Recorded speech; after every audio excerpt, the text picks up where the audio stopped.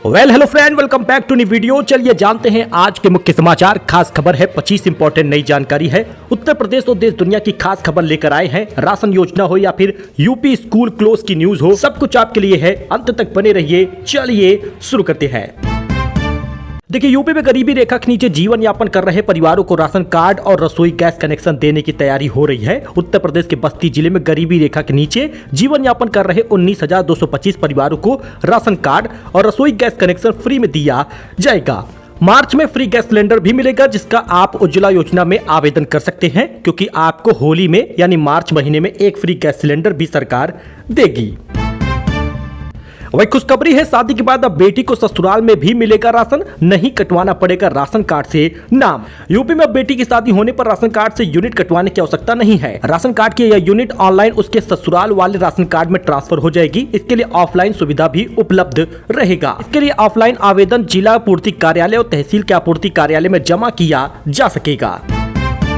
वही दोस्तों, महंगा होने वाला है मोबाइल रिचार्ज। जियो से लेकर एयरटेल तक बढ़ सकती है कीमत। 20% तक का इजाफा होगा। साल 2026 में टेलीकॉम कंपनियां अपनी सभी प्लान को महंगा करने जा रही हैं। ये टैरिफ बढ़ा देंगी। 20% तक इसका इजाफा होने के चांसेस हैं। मॉर्गन स्टैनली ने अपने रिपोर्ट में कहा है कि टेलीकॉम कंपनियां 2026 में प्रीपेड और पोस्टपेड दोनों में 4G 5G प्लान में 16 से 20% तक टैरिफ बढ़ा सकती है। साथ ही हर ग्राहक से औसत कमाई ARPU भी काफी बढ़ सकता है। किसे होगा सबसे ज्यादा फायदा? इस टैरिफ के हाइक होने से सबसे अधिक फायदा टेलीकॉम कंपनी एयरटेल को होगा। एयरटेल ने हाल के सालों में रिलायंस जियो, वोडाफोन आइडिया के साथ मिलकर प्रीपेड कीमतों में 3 बार बढ़ोतरी की है। उस दौरान कंपनियों ने कहा था कि टेलीकॉम बिजनेस को हेल्दी रखने के लिए 5G नेटवर्क में इन्वेस्टमेंट के लिए ये बढ़ोतरी जरूरी रहेगा। अब कीमतें बढ़ सकती हैं। 15 से 50% तक कीमत बढ़ाई गई 2019 में। 2021 में भी 20 से 25% कीमत बढ़ी थी। साल 2024 में भी 10 से 20% तक कीमत बढ़ाई गई थी और एक बार फिर से इस साल 15% तक कीमत में इजाफा होगा।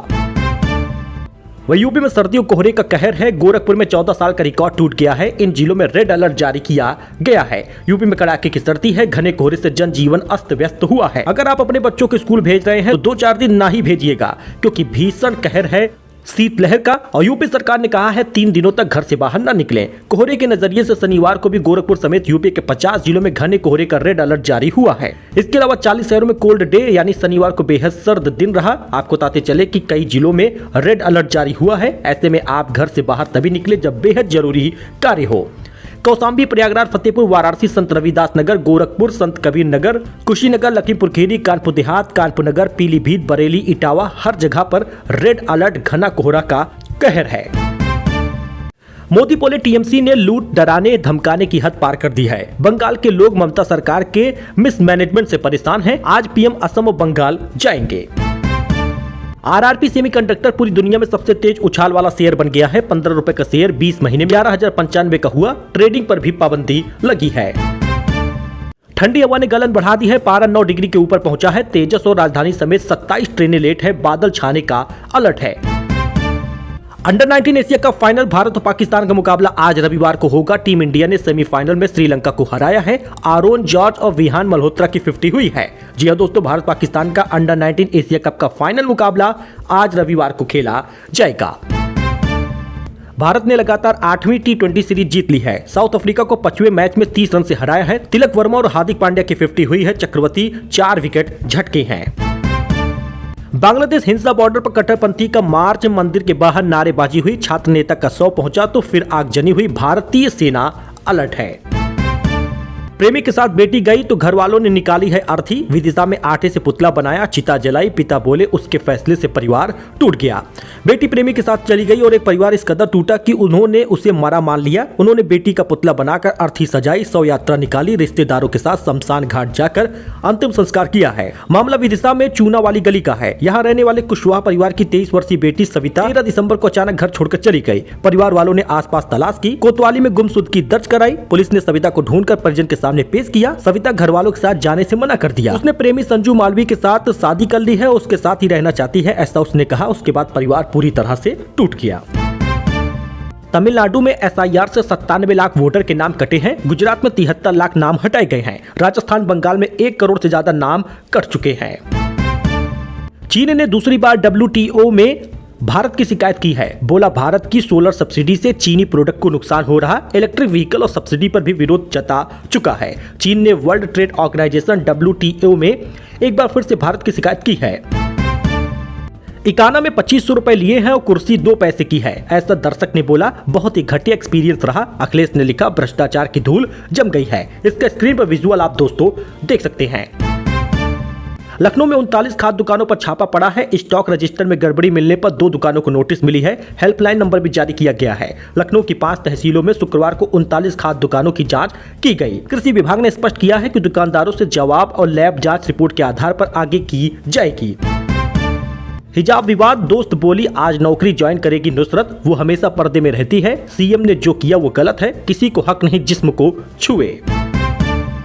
कपिल देव बोले कोच नहीं टीम मैनेजर ज्यादा अहम है, खिलाड़ियों को सब आता है, कोच सिखा नहीं सकता। गंभीर की कोचिंग पर सवाल उठ रहे।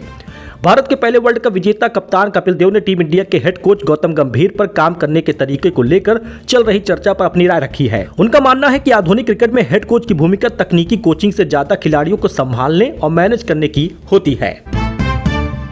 गोरखपुर में 137 करोड़ के नए ओवरब्रिज का ड्रोन वीडियो जरा देखिएगा। गोरखनाथ मंदिर में धर्मशाला जाने में अब सिर्फ 30 नहीं बल्कि 5 मिनट लगेगा। विजुअल आप देख सकते हैं। सट्टेबाजी केस, युवराज सिंह और सोनू सूद की संपत्ति जब्त हो गई है। मनी लॉन्ड्रिंग से पैसे लेने का आरोप है। आपको बताते चले कि ईडी ने कई सेल्फ्स की 1000 करोड़ की प्रॉपर्टी भी सीज की है। ईडी ने शुक्रवार को सट्टेबाजी केस में पूर्व क्रिकेटर युवराज सिंह, बॉलीवुड एक्टर सोनू सूद और एक्ट्रेस नेहा शर्मा समेत कई सेल्फ्स की संपत्तियां जब्त की है। सर्दी की खरीदारी का हॉट स्पॉट बन गया है सुल्तानपुर। कश्मीरी कपड़ों से लेकर मेवे तक बिक रहा है। जानिए ये क्यों खास है। सर्दी के मौसम में खरीदारी करने वालों के लिए सुल्तानपुर में अच्छी खबर है, क्योंकि शहर के खुर्शीद क्लब में आयोजित शीतल महोत्सव लोगों को सस्ते और किफायती दामों पर सर्दी के कपड़े, घरेलू सामान, कश्मीरी मेवे उपलब्ध करा रही है। 2 महीने तक चलने वाला यह महोत्सव खरीदारी के साथ मनोरंजन का भी एक अच्छा मौका दे रहा है। वहीं झारखंड सरकार का नुसरत को ऑफर, 3 लाख सैलरी, मनचाही पोस्टिंग। बिहार सरकार हर महीने देगी 32,000। हिजाब विवाद के बाद आज ज्वाइन कर सकती हैं नुसरत। दोस्तों, हिजाब विवाद पर झारखंड सरकार के मंत्री इरफान अंसारी की एंट्री हो गई है। स्वास्थ्य मंत्री डॉक्टर इरफान अंसारी ने डॉक्टर नुसरत परवीन को झारखंड में सरकारी सेवा में आने का खुला ऑफर दिया है। मुस्लिम महिला डॉक्टर नुसरत परवीन आज पटना सदर PSC में नौकरी ज्वाइन कर सकती हैं। आपको बताते चले कि 3 लाख का ऑफर मिला है। मनचाही पोस्टिंग भी देगी झारखंड सरकार। वही दोस्तों, लखनऊ में कोल्ड वेव है। 7.5 डिग्री गिर गया पारा। सुबह ओस की बारिश हुई है। मौसम विभाग ने कहा जरूरी हो तभी घर से बाहर निकलिएगा। लखनऊ में शीतलहर, कोल्ड वेव शुरू हो चुका है। कोहरा खूब पड़ रहा है। आज कोहरे में रिमझिम बारिश जैसी बूंदें महसूस की गई हैं। अगले 2 दिन अति घने कोहरे का असर रहेगा। मौसम वैज्ञानिकों ने कहा है कि घर पर ही रहिए। पीएम मोदी के दौरे पर लखनऊ बंद का ऐलान है। मेयर से मिले व्यापारी, कहा प्रधानमंत्री को दिखाएंगे कि यहाँ के अधिकारी कितने क्रूर हैं। लखनऊ में 25 दिसंबर को प्रधानमंत्री नरेंद्र मोदी आ रहे हैं और शहर के व्यापारियों ने उसी दिन लखनऊ बंद का ऐलान कर दिया। उन्हें मेयर से मिलकर उन्हें अपना ज्ञापन सौंपा है। इसके जरिए बताया कि लाइसेंस फीस चुपचाप बढ़ा दी गई और इस फैसले को नगर निगम ने नहीं पलटा तो हम प्रधानमंत्री को दिखाएंगे कि यहाँ के अधिकारी कितने क्रूर हैं। अभिनेत्री भाग्यश्री ई रिक्शा पर बैठकर काशी की गलियों में घूमी है। जरा विजुअल देखिएगा। बाबा का आशीर्वाद लिया, बनारसी व्यंजनों का स्वाद चखा है। बोली यहाँ आने की एक अलग तड़प होती है।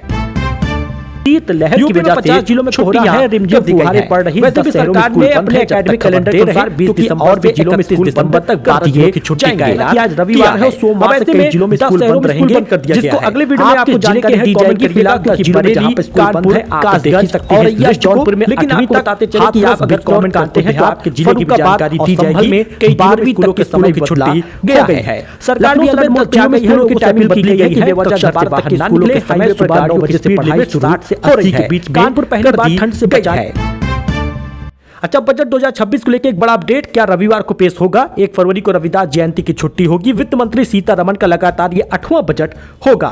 इसमें किसानों को बड़ा लाभ मिल सकता है। उनकी किसान निधि को बढ़ाया भी जा सकता है। 18 फरवरी 1981 को गुरु रविदास जयंती पर सदन की कार्रवाई स्थगित कर दी गई थी, इसलिए ऐसा प्रतीत हो रहा है कि इस बार भी संडे के दिन क्या बजट पेश होगा, इस पर सस्पेंस बना है।